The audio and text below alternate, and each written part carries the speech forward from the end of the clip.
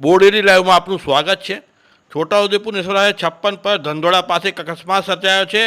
Hit and રનની આ ઘટનામાં ધંધોળા વસાહતના એક નવયુવાનનું મોત નીપજ્યું છે। 45 વર્ષનો મનાતો આ યુવાન ચાલતો જઈ રહ્યો હતો તે દરમિયાનમાં કોઈ અજાણ્યા વાહને ટક્કર મારી અને લગભગ 8:15 વાગ્યાની રાતની આ ઘટના છે, આજની અત્યારની। અને આ બનાવમાં એક કમનસીબ યુવાનનું મોત નીપજતા સમગ્ર ગામમાં શોકની કાલીમાં છવાઈ ગઈ છે અને રોષ અને ગુસ્સો પણ ફાટી નીકળ્યો છે। આ રીતે વાહતુકોથી નીકળે છે પૂરપાટ ગતિએ અને નિર્દોષ માનવ જીવોને આ રીતે કચડીને જતા રહે, મોતને ભેટે ત્યાં સુધી આ જે ઘટના બને છે લોકોમાં રોષ છે। મૃતદેહને પોસ્ટમોર્ટમ અર્થે દવાખાને લઈ જવામાં આવ્યો હતો અને પોસ્ટમોર્ટમ રૂમ પાસે તેઓ સગાવાલા અને ગ્રામજનો આપણે જોઈ શકીએ છીએ એમની મદદે પણ પહોંચી ગયા હતા। બનાવ બન્યો લગભગ 8:15ના અરસામાં 108 એમ્બ્યુલન્સ બોલાવવામાં આવી હતી અને મૃતદેહને ત્યાં લઈ જવામાં આવ્યો હતો।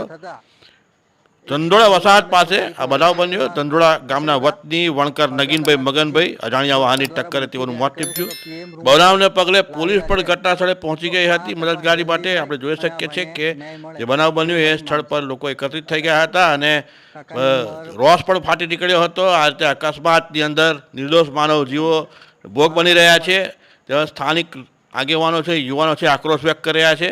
બનાવને પગલે સમગ્ર વિસ્તારમાં હિટ એન્ડ રનની ઘટનાઓ ક્યારે અટકશે? નામ પરમાર વિશાલ, છોટાઉદેપુર જિલ્લાના ધંધોળા ગામે નઈ મુકામે આજે એક્સિડન્ટ 8 વાગતા થતા 108 બોલાવીને અમે છોટાઉદેપુર હોસ્પિટલમાં ખસેડતા અડધા કલાક પછી ડોક્ટર દ્વારા મૃત્યુ જાહેર કરેલ છે, તો પીએમ રૂમ પર લાવેલા છે। તો આ તપાસ જલ્દી થાય અને આ ભાઈને ન્યાય મળે એવી અમારી માંગ છે।